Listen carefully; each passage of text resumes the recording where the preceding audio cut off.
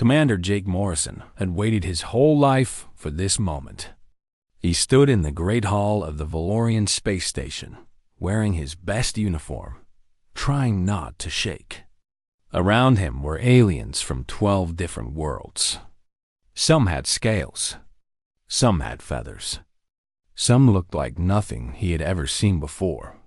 And today, humanity would finally meet them all. Earth had been alone in the universe for a very long time. Humans had sent signals into space for hundreds of years, hoping someone would answer. Then one day, someone did. The Galactic Compact, a group of alien civilizations, had been watching humanity from far away. They wanted to see if humans were ready to join them. Now, after years of preparation, Jake had been chosen to lead the first human team to meet them face to face. The space station was beautiful. The walls were made of something that looked like glass but felt warm to the touch. Strange plants grew in corners, glowing with soft blue and purple light. Everything smelled clean, like rain on a summer morning. Jake tried to take it all in, but his mind kept going back to one thing. He was about to meet Princess Kaleth. The Valorians were the most respected species in the Compact. They were tall and thin, with silver skin that seemed to shine from inside. Their eyes were deep violet, and people said they could see into your heart. Not just read your feelings, but actually understand everything about you with just one look. Princess Kaleth was supposed to be the most gifted of them all. Her job was to look at new species and decide if they could be trusted. Jake's second in command, Lieutenant Amy Lawson, stood beside him. She was a small woman with short brown hair and sharp eyes. Nothing ever seemed to scare her. But even she looked nervous today. "You ready for this?" she asked quietly. Jake tried to smile. Not even a little bit. The doors at the far end of the hall opened. A hush fell over the crowd. Jake watched as a group of Valorians entered, walking slowly and gracefully. And there, in the center, was Princess Kaleth. She was taller than the others, and her silver skin glowed brighter. Her violet eyes moved across the room like searchlights, taking in everything. She wore a simple white dress that flowed around her like water. Jake thought she was the most beautiful and terrifying thing he had ever seen. The princess moved through the room, greeting each delegation. When she approached the Thraxian ambassador, a huge lizard-like creature named Grothvex, she smiled warmly and touched his arm. When she met the Mandari scientists, small beings with large eyes, she laughed at something they said. Everyone she met seemed to relax, to feel welcome and accepted. Then she turned toward the humans. Jake straightened his back and prepared his greeting. He had practiced the words 100 times. He was ready to represent all of humanity with dignity and respect. Princess Kaleth took 3 steps toward him. Their eyes met, and everything changed. The color drained from her silver skin. Her violet eyes went wide. Her mouth opened slightly, but no sound came out. She stumbled backward, and 2 of her attendants rushed forward to catch her arms. Jake stood frozen. He had not moved. He had not said anything. He had just looked at her. The princess was breathing hard now. Her hands were shaking. She would not look at him again. "The human delegation," she said, her voice barely a whisper, "may be shown to their quarters. We will continue introductions tomorrow." The room exploded with whispers. Every alien in the hall was staring at Jake. Some looked confused. Others looked suspicious.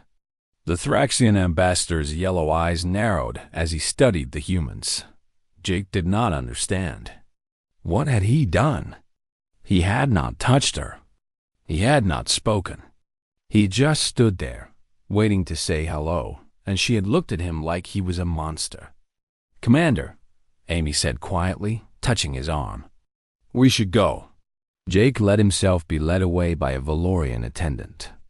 His mind was racing. Had humanity made some mistake? Was there something in human biology that offended Valorians? Had he accidentally done something wrong without knowing it? Their quarters were comfortable, with soft beds and large windows that looked out at the stars. But Jake could not enjoy any of it. He stood at the window, staring at nothing, trying to understand what had happened. Maybe it's a misunderstanding, Amy offered. Maybe she was sick or something. Jake shook his head. You saw her with the others. She was fine. Happy, even. It was only when she looked at me that she changed. At you specifically? Or at humans in general? I don't know. Jake ran his hand through his hair. But I'm going to find out. He spent the rest of the night reading everything he could find about Valorians. Their history. Their culture. Their abilities. The more he read, the more worried he became. Valorians were empaths. They could feel the emotions of others. But it was more than that. According to the records, they could sense something called ancestral resonance. They could feel the emotional history of an entire species, going back thousands of years. Every joy, every sorrow, every triumph, and every tragedy. Jake sat back in his chair, feeling cold. He thought about human history. He thought about the wars that had killed millions. He thought about the cruelty that humans had shown each other over the centuries. The slavery. The genocide. The bombs dropped on cities full of innocent people. The hatred and fear and violence that filled the pages of every history book. If Princess Calith could see all of that, if she could feel all of that just by looking at him, then no wonder she had recoiled. She had looked into his eyes and seen every terrible thing humanity had ever done. Amy was watching him. Jake, what is it? He looked at her, and for the first time since they had arrived, he felt truly afraid. I think I know what she saw, he said slowly. And if I'm right, we might be in a lot of trouble. Outside the window, the stars continued to shine, cold and distant. Jake wondered if humanity would ever be allowed to reach them, or if their past had already decided their future. He did not sleep that night. Every time he closed his eyes, he saw the princess's face, pale with horror, and he wondered what it must be like to feel 1,000 years of human suffering in a single moment.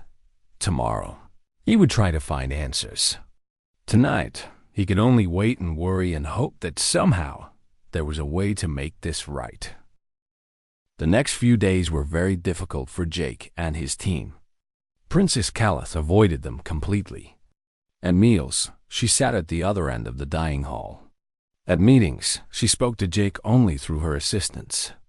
She never looked at him directly. It was like he did not exist. The other aliens noticed. Of course they did. At first, they tried to be polite about it. But as the days went on, their questions became more direct.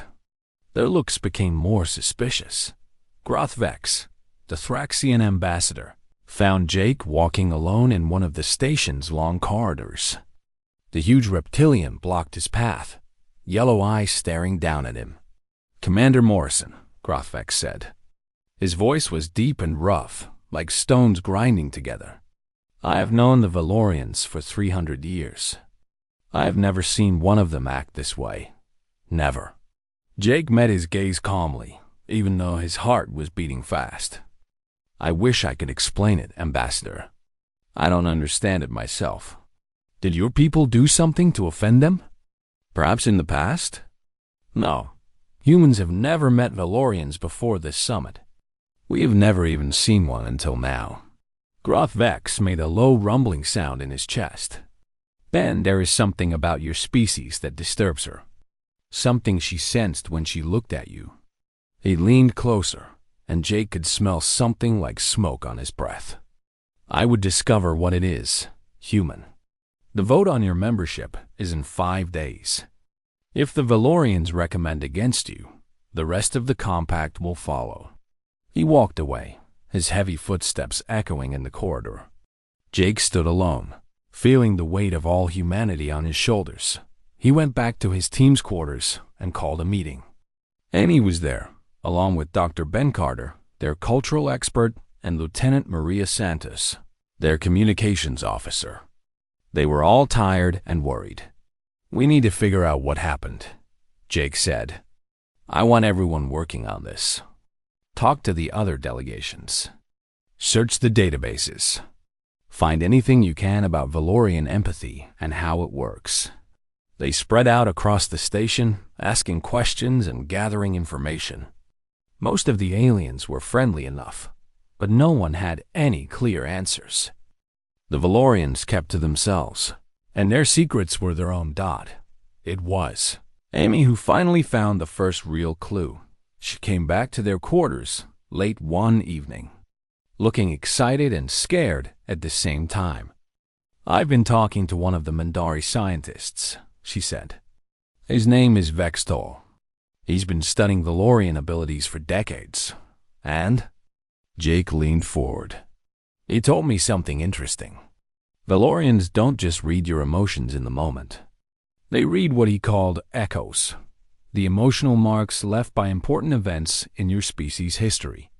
Amy sat down across from Jake. "Every species carries these echoes. The Valorians can feel them, like reading a story written in emotions instead of words." Jake felt his stomach drop. "Echoes of our history? All of it. Every war, every tragedy, every moment of great joy or terrible pain. It's all there, somehow, in our emotional signature. And when a Valorian looks at you, really looks at you, they can feel all of it at once." The room was very quiet. Dr. Carter had gone pale. Maria was staring at the floor. Jake thought about what humanity's echoes must feel like. Thousands of years of history compressed into a single moment of feeling. The good things were there, yes. The love, the courage, the moments when people had come together to help each other. But so were the bad things. And there were so many bad things. He thought about the wars. Not just one or two, but thousands of them. Wars over land, over religion, over power. Wars where millions of people died in trenches filled with mud and poison gas. Wars where entire cities were burned to ash in a single night. He thought about the cruelty. The times when humans had enslaved each other, bought and sold people like animals. The times when governments had rounded up their own citizens and murdered them, simply for being different. He thought about the small cruelties too. The everyday hatred.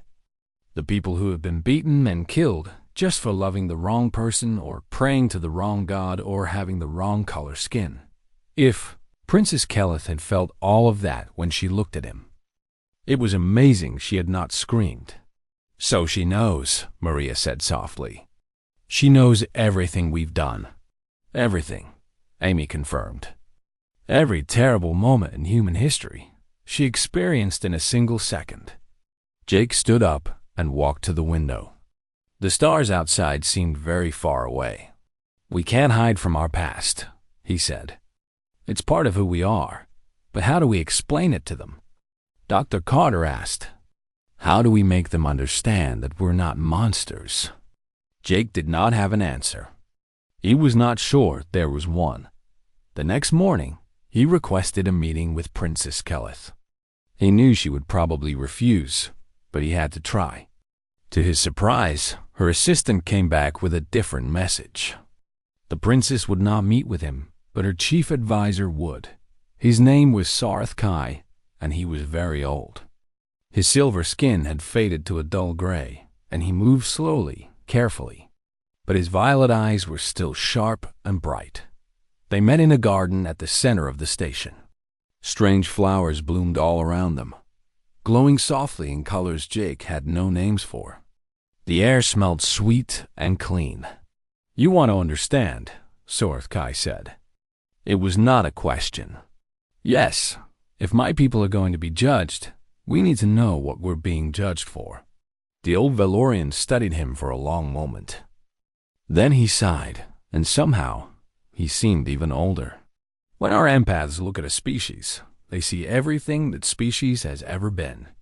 The beauty, the ugliness, the love, the hate, He paused. What the princess saw in your people was unprecedented. Bad? Intense. LaterHFY chose his words carefully. No species in the history of the Compact has carried such heavy echoes. The weight of your emotions is enormous. The darkness in your past is very deep. Jake felt like he had been punched in the chest. Is there any hope for us? The old advisor was quiet for a long time. The flowers glowed around them, peaceful and beautiful. There is something else, LaterHFY finally said. Something the princess noticed but could not explain. Beneath the darkness, there is something else. Something we have never seen before. What is it? I do not know. She was too overwhelmed to describe it clearly. His violet eyes studied Jake's face. But it was strong enough that she agreed to let you speak with me. That, Commander, is not nothing. Jake felt a tiny spark of hope ignite in his chest. It was small and fragile, but it was there. Will you help me arrange a meeting with her? He asked, not as a diplomat, just as a person. I need to explain who we really are. LaterHFY did not answer right away. He seemed to be weighing something in his mind, measuring Jake against some standard only he could see. I will ask her, he finally said. But I make no promises.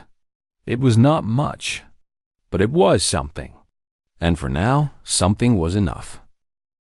Jake waited 3 days for an answer. 3 long days of avoiding stares and whispered conversations. 3 days of watching the other delegations pull away from his team, as if whatever disease the humans carried might spread to them. On the evening of the 3rd day, a message arrived. Princess Calith would see him. Tomorrow morning, in the garden, alone. Jake did not sleep that night. He lay in his bed, staring at the ceiling, thinking about what he would say. How do you explain thousands of years of human history in a single conversation? How do you apologize for things that happened long before you were born? He thought about his grandfather, who had fought in a war and never talked about what he saw. He thought about his mother, who had grown up during a time of great change and struggle. He thought about all the people who had come before him, carrying their own burdens of memory and pain. And he thought about the people who had tried to make things better. The ones who had stood up against injustice, even when it cost them everything. The ones who had reached across divides to help strangers they would never meet. The ones who had looked at the worst of humanity and decided to believe in the best. That was what he needed to make her understand. Not just the darkness, but the light that existed within it. Morning came too slowly and too fast. Jake put on his uniform, took a deep breath, and walked to the garden. Princess Calith was already there. She stood among the glowing flowers, her back to him, her silver skin catching the soft light. She looked smaller than he remembered, more fragile. An attendant waited at the far entrance, but otherwise, they were alone. Your Highness, Jake said softly. She did not turn around. I owe you an apology, Commander. My behavior has been wrong. A princess of my people should not treat guests the way I have treated you. You don't need to apologize. I understand now what you experienced. She finally turned. Her violet eyes met his, and he saw the pain there. The exhaustion.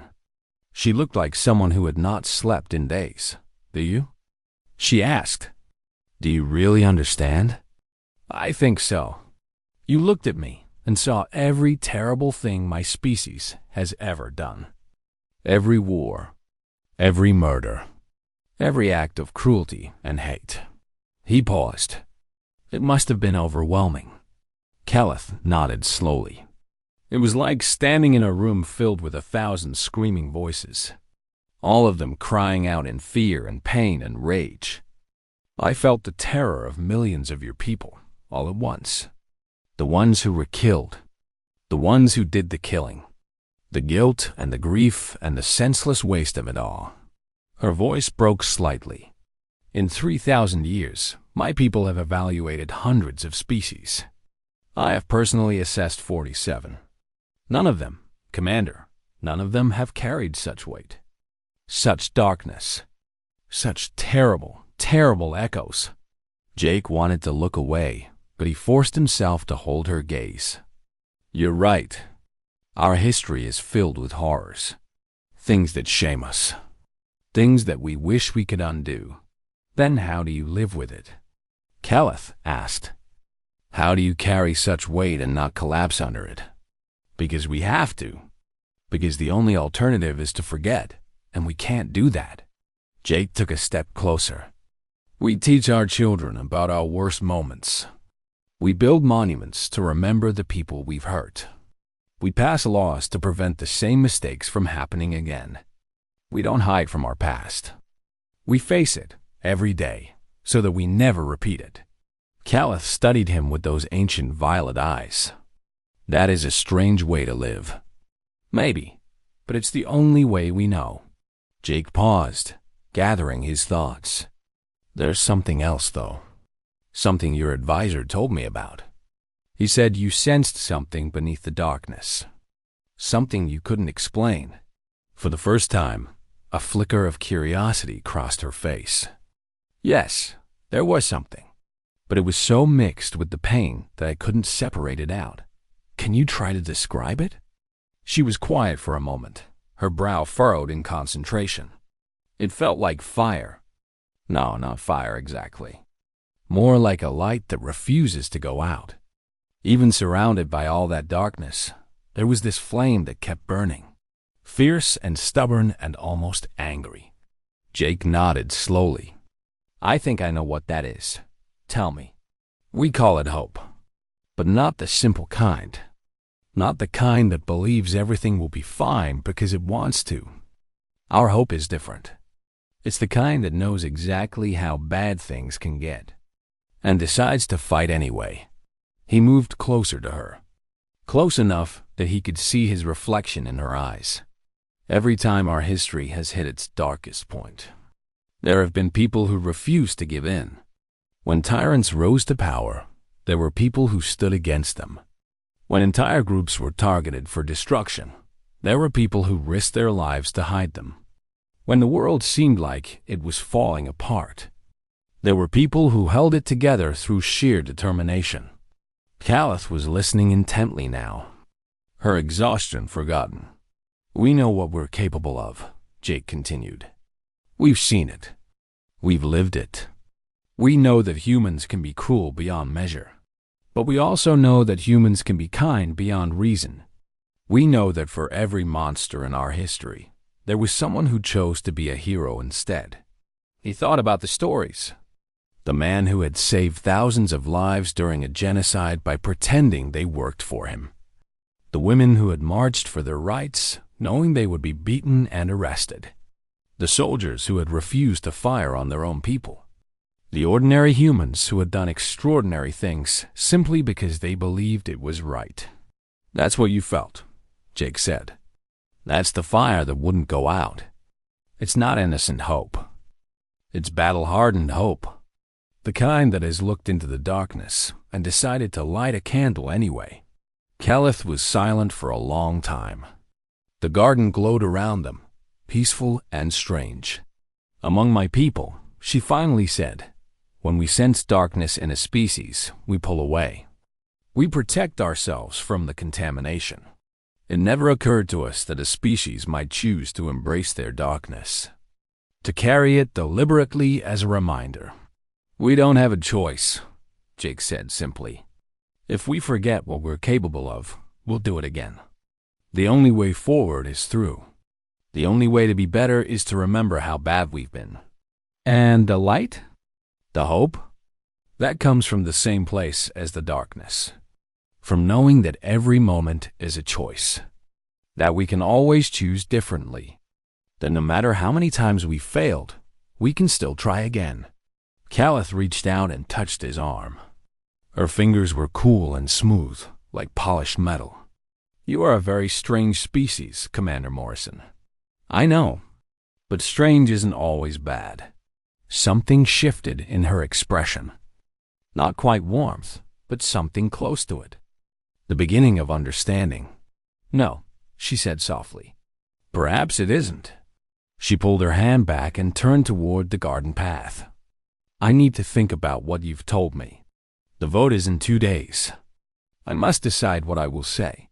Whatever you decide, Jake said. Thank you for listening. She paused at the edge of the garden. Thank you for explaining. I begin to think that my first impression was incomplete.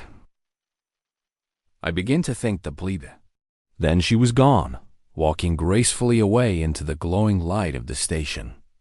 Jake stood alone among the alien flowers, hoping that his words had been enough. 2 days. 2 days until the future of humanity would be decided by beings who had looked into human souls and seen everything there was to see. All he could do now was wait. The day before the vote, Jake found himself unable to stay still. He walked through the station, watching the alien delegates go about their business, wondering what they were thinking. Some of them nodded at him politely. Others looked away quickly. A few stared at him with open curiosity, as if he were a strange animal in a zoo. Amy found him sitting alone in an observation room, looking out at the stars. She sat down beside him without saying anything. For a long time, they just watched the universe turn slowly past the window. Do you think we have a chance? She finally asked. Jake shook his head. I don't know. I said everything I could think of. Whether it was enough? He shrugged. That's up to them. The other delegations are talking, Amy said. Word got around about your meeting with the princes. Some of them are starting to reconsider their positions. Is that good or bad? Depends on who you ask. The Thraxians are impressed that you faced her alone. Apparently, that took courage. The Mandari are fascinated by what you told her about human hope. They're asking a lot of questions about our history. Jake allowed himself a small smile. I guess that's something. There's something else. Amy hesitated. A few of the delegates have come to me with questions. They want to know more about humans, about our stories, our heroes, the people in our history who made things better. What did you tell them? Everything I could. I told them about the people who fought against slavery, the ones who marched for civil rights, the doctors who went to dangerous places to help the sick, the scientists who dedicated their lives to finding cures for diseases. She paused. I told them about my grandmother, who came to America with nothing and built a life for her whole family. About ordinary people doing extraordinary things because they believed it was right. Jake looked at her. That was good, Amy. That was exactly right. I figured if we're going to be judged, they should see all of us, not just the worst parts. That evening, there was a formal dinner. All the delegations gathered in the Great Hall. And for the first time since that terrible first meeting, Princess Calla sat at the same table as the humans. She did not speak to them directly, but she did not avoid them either. Once, Jake caught her looking at him across the room. She did not smile, but she nodded slightly before turning away. It was progress. Small progress, but real. After dinner, LaterHFY approached Jake. The old advisor looked tired but thoughtful. The princess has been meditating on your conversation, he said. She has shared some of what you told her with the council. Jake felt his heart speed up. And there has been much discussion. Your concept of hope as you describe it is not familiar to us. The idea of deliberately remembering pain in order to prevent future pain seems strange. But also, he paused, searching for the right word. Admirable, perhaps. In a difficult way. Does that mean they'll vote for us? LaterHFY's expression was impossible to read. I cannot say. The vote is tomorrow. Much depends on what the princess decides to recommend. And she has not shared that decision with anyone. Jake nodded. It was more than he had expected. Thank you for telling me. The old Valorian studied him for a moment. May I ask you something, Commander? Of course. When the princess first looked at you, she saw horrors beyond imagination. things that would break most beings. Yet you did not deny them. You did not make excuses. You simply accepted them as part of your people's history. He tilted his head. Why? Jake thought about it carefully before answering. Because denial doesn't change the truth. And making excuses just makes things worse. The only way to actually learn from the past is to look at it honestly. Even when it hurts. Especially when it hurts. And you believe your species has learned? Not completely. We're still making mistakes. We still hurt each other in stupid, senseless ways. Jake met the old advisor's eyes. But we're better than we used to be. And we're trying to be better still. That has to count for something. LaterHFY was quiet for a long moment. Then he did something Jake had never seen a Valorian do before. He smiled. You are an interesting species, he said.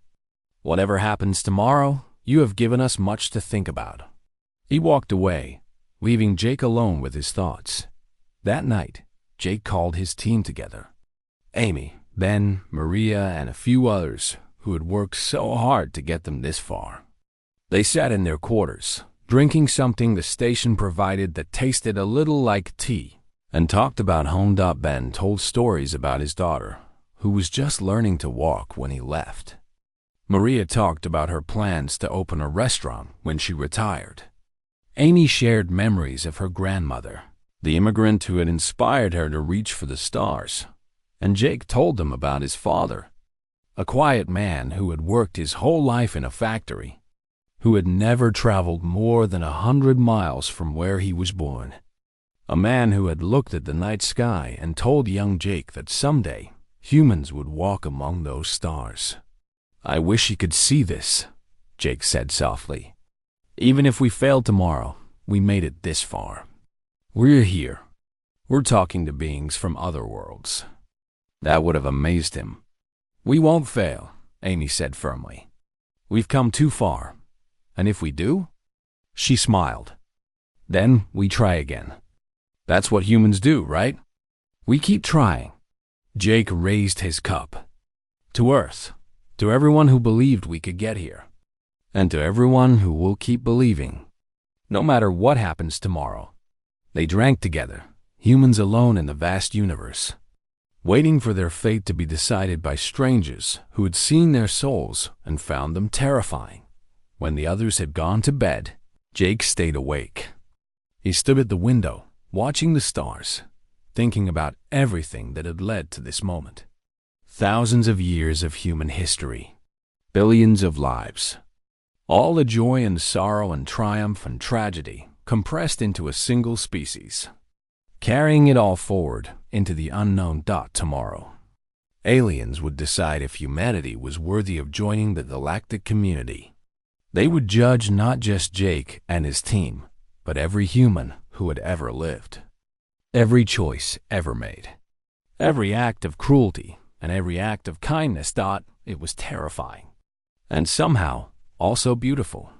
Because whatever they decided, humanity had already proven something important. They had reached beyond their small blue planet. They had made contact with other minds. They had faced their own darkness and tried to explain why it did not define them. That was already an achievement. Whatever came next was just the continuation of the story. Jake stayed at the window until the artificial dawn began to brighten the station. Then he straightened his uniform, took a deep breath, and went to face the vote. The council chamber was filled with beings from every corner of the galaxy. Jake stood in a small podium in the center, surrounded by delegates who would decide humanity's future. The Thraxians sat in their massive chairs, yellow eyes watching. The Mandari clustered together, their large eyes blinking rapidly. Dozens of other species filled the tiered seats, each one waiting to cast their vote. And at the head of the chamber, on a raised platform, sat Princess Calith and the Valorian Council. Jake's team stood behind him. Amy, Ben, Maria, and the others. They had done everything they could. Now all they could do was wait. The chamber master, a tall being with blue skin and 4 arms, called the session to order. We are gathered to vote on the admission of humanity to the Galactic Compact. As is tradition, we will hear from the Valorian assessment before voting begins. Every eye in the room turned to Princess Keleth. She rose slowly, gracefully. Her silver skin glowed softly in the chamber lights. For a moment, she seemed to gather herself, to prepare for what she was about to say. When I first looked at the human delegation, she began, her voice clear and calm. I experienced something that I have never felt in all my years of assessment. I felt pain. Terrible, overwhelming pain. The echoes of their history crashed over me like a wave, and I nearly drowned in them. Jake felt his heart sink. Around him, he could hear murmurs from the other delegates. This did not sound like the beginning of a recommendation. I felt their wars, Keleth continued. Thousands of them, stretching back through centuries. I felt the deaths of millions. The cruelty of humans toward other humans. The hate, the greed, the senseless violence. It was more than I had ever experienced from any species. Much more. She paused, and the chamber was completely silent. My first instinct was to recommend rejection. How could any species with such a terrible history be trusted among civilized worlds? How could we welcome beings who had done such things to each other? Jake kept his face calm, but inside, he was preparing for failure. He had done his best. It had not been enough. But then, Keleth said, and something in her voice changed. I looked deeper. She turned to face Jake directly. Their eyes met across the chamber, and this time, she did not look away. Beneath the darkness, I found something extraordinary. Something I have never encountered in all my assessments. The humans call it hope, but that word does not capture what it truly is. She stepped forward, moving to the edge of the platform, addressing the entire chamber. Most species with dark histories hide from them. They bury their past, pretend it did not happen, try to forget the terrible things they have done. This is natural. This is what we expect. But humans do something different. Her voice grew stronger, more passionate. Humans remember. They deliberately keep the memory of their worst moments alive. They teach their children about the horrors of their past. They build monuments to remember their victims. They study their own cruelty so that they can recognize it and stop it before it happens again. Murmurs ran through the chamber. The delegates were leaning forward, listening intently. At first, I thought this was madness. Why would any species choose to carry such weight? Why not simply forget and move forward? She turned back to Jake. Commander Morrison explained it to me. He said that the only way to be better than your past is to remember it. That forgetting leads to repetition. That the darkness must be faced in order to be overcome. Keleth's voice softened slightly. And there is more. Within the human soul, alongside all that darkness, there is a light that refuses to go out. A fierce, stubborn determination to be better, to choose differently, to stand against evil even when it seems hopeless. They call it hope, but it is more than that. It is defiance. It is courage. It is the refusal to accept that their worst moments define who they are.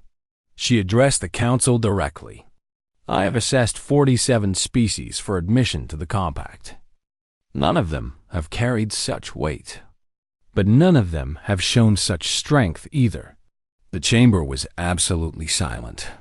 My recommendation, Princess Keleth said, her voice ringing clear through the room, is to accept humanity into the Galactic Compact. A wave of shocked whispers rolled through the assembly. Jake felt Amy grip his arm. He barely dared to breathe. Keleth raised her hand for silence. I do not make this recommendation because humans are innocent. They are not. I make it because they have shown something that I believe the Compact needs to understand. That a species can know its own darkness and still choose light. That the past does not have to determine the future. That hope, real hope, is not naive optimism, but a battle won every single day against despair. She looked at Jake one final time. "Welcome to the Compact, Commander Morrison. I suspect humanity will make our galaxy very interesting." The vote was held immediately after her speech. One by one, the delegations cast their decisions. The Thraxians voted yes, impressed by human courage. The Mandari voted yes, fascinated by human complexity. Others followed, some hesitant, some enthusiastic. When the final count was announced, humanity had been accepted by a wide margin. The chamber erupted in noise. Delegates were rising, some to congratulate the humans, others to argue among themselves. Jake felt hands slapping his back, voices calling out welcome, the overwhelming rush of relief and joy. But through it all, he kept his eyes on Princess Keleth. She stood apart from the crowd, watching quietly. When their eyes met, she smiled. It was small and tired, but it was real. Later, when the celebrations had quieted and most of the delegates had left, Keleth found Jake standing alone in the garden where they had first truly talked.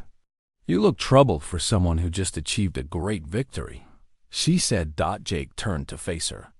"I'm just thinking about what comes next. Being accepted is only the beginning. Now we have to prove we deserve it." "Yes," Keleth agreed. "You do." She moved to stand beside him, looking out at the glowing flowers. "I must confess something to you, Commander." "What's that?" "When I first looked at you and felt your species' echoes, I nearly fled. The darkness was so overwhelming that I almost ran from the chamber entirely." "What stopped you?" She was quiet for a moment. "You did. Or, rather, something I felt from you specifically. Underneath all that weight, all that terrible history, you were standing there feeling one thing more strongly than anything else." "What was it?" "Hope." She smiled again, a little wider this time. "Not hope for yourself. Hope for your people. Hope for the future. Even standing in front of strangers who might reject everything you are, you still believe things could be better." Jake nodded slowly. "I had to believe that. If I didn't, what was the point of coming here at all?"